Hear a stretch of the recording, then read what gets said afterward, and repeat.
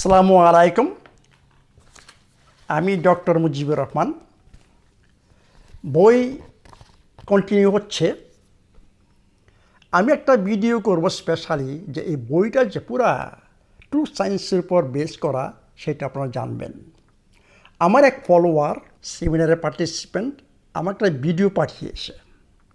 3জন Nobel পুরস্কার winner ওরা কি বলতেছে যে হাউ মানে আমরা কিভাবে সুস্থ থাকব। এবং আমি এই ভিডিওটা দেখার পরে মনে হলো যে কী কথা সবাই বলতেছেন। নো ডিফারেন্স, কারণ true science can not be different. True science is true science, তাই না? এর মধ্যে কোনো ডিফারেন্স থাকতে পারে না। সত্য সত্যই, তাই না? আচ্ছা দেখেন কি বলছে ওরা, ওদের নাম কি। ডক্টর এলিজাবেথ ব্ল্যাকবার্ন 2009 সালে সে নোবেল পুরস্কার পেয়েছে কিসের উপর? টেলিমেরের উপর, এবং একটা এনজাইম আছে টেলিমেরাস। টেলিমের বলতে কি বোঝায়? আমাদের দেখেন মানে জুতার ফিতার লাস্টে দিকে ক্যাপের মতো থাকে, তাই না? একজাক্টলি সেম এরকমই আমাদের ক্রোমোসোমের এর মধ্যে একটা ক্যাপের মতো থাকে, এটাকে বলা হয় টেলিমের। এই টেলিমের যখন লম্বা থাকবে তখন সে অ্যাক্টিভ থাকবে, আমাদের সেল উইল নট ডাই, আমরা জীবিত থাকব।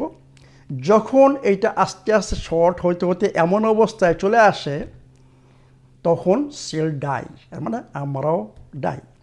কখন এটা আপনার শর্ট হয় মানে ছোট্ট হতে থাকে, যখন বেশি রিপেয়ারিং কাজে বেশি থাকে, প্রত্যেকটা রিপেয়ার করতে তার আস্তে আস্তে কীভাবে শর্ট হবে, এমন এক পর্যায়ে আসবে যখন শর্ট হয়ে সে মানে আমার যে সেল আর কাজ করতে পারবে না, তখন আমরা বলি যে সেল ডাই বা ড্যামেজ, মানে ডিএনএ ড্যামেজ এটি।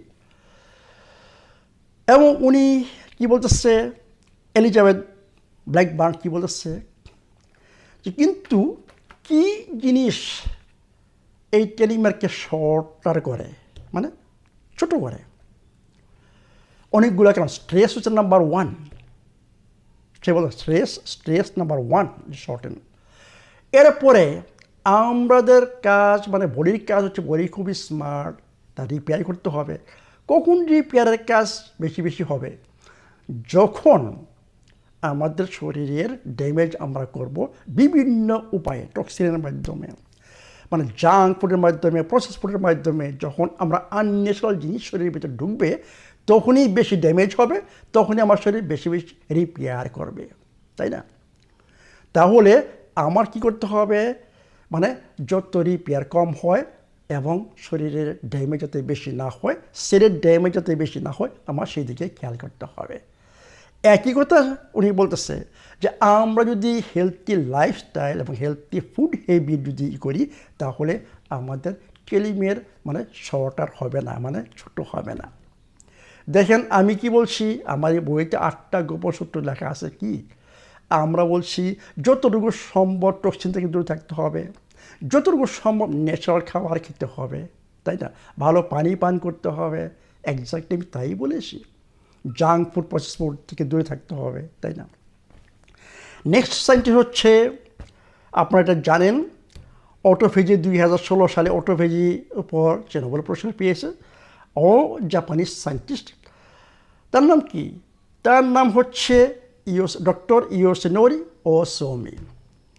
মানে ইন্ট্রাসেলুলার ক্লিন আপ সিস্টেম, মানে সেলের ভিতরে যে গার্বেজ জমতেছে সেটাকে ক্লিন করার যে সিস্টেম, তার উপর সে নোবেল পুরস্কার পেয়েছে। আমার সত্যতে কী আছে? 70 ঘন্টার ফাস্টিং। এক্স্যাক্টলি তাই আমি বলেছি যে যেই পর্যন্ত আমার শরীরে গার্বেজ থাকবে তার কাজ ঠিকমতো হবে না, এবং ছেলেকে যদি ঠিকমতো না হয় আমাদের শক্তির অভাব হবে। আর শক্তির অভাবই হচ্ছে আমি মনে করি সমস্ত রোগের কারণ এবং আমাদের বার্ধক্যতার কারণ। 3 নম্বর সায়েন্টিস্ট কে বলতেছেন?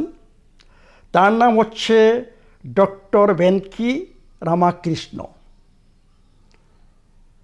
সে কয় সালে এই পাইছে আমি দেখতেছি। এই হোক, সে কিসের উপর নোবেল পুরস্কার পেয়েছে? সেই পেয়েছে আমাদের সেলের ভিতরে একটা প্রোটিন তৈরি করার ফ্যাক্টরি আছে, সেটা হচ্ছে রাইবোসোম। মানে এটা হচ্ছে ফ্যাক্টরি, এইখান থেকে সমস্ত প্রোটিন হয়।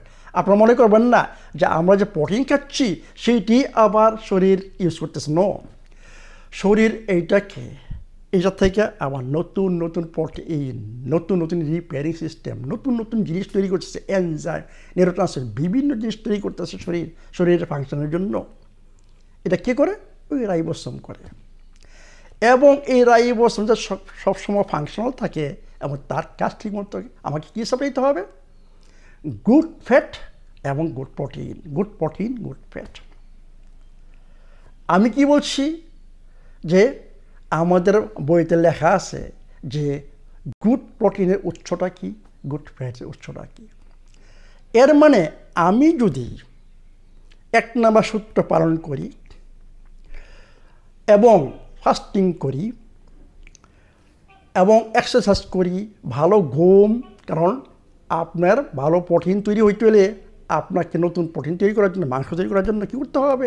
আপনাকে এক্সারসাইজ করতে হবে, মাসল বিল্ডিং মানে রেজিস্ট্যান্স এক্সারসাইজ করতে হবে। এবং আর কি করতে হবে?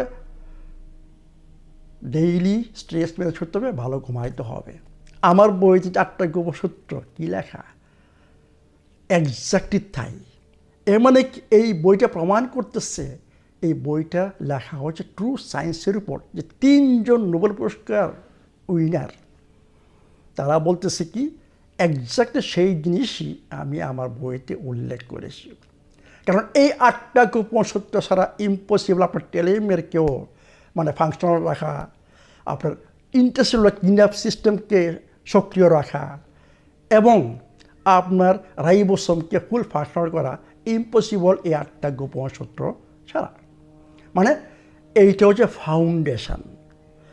আমরা যত কিছু এক্সট্রা করি, আমাদের ফাউন্ডেশন যদি ঠিক না থাকে তাহলে আমাদের কোনো কিছুই কাজ করবে না।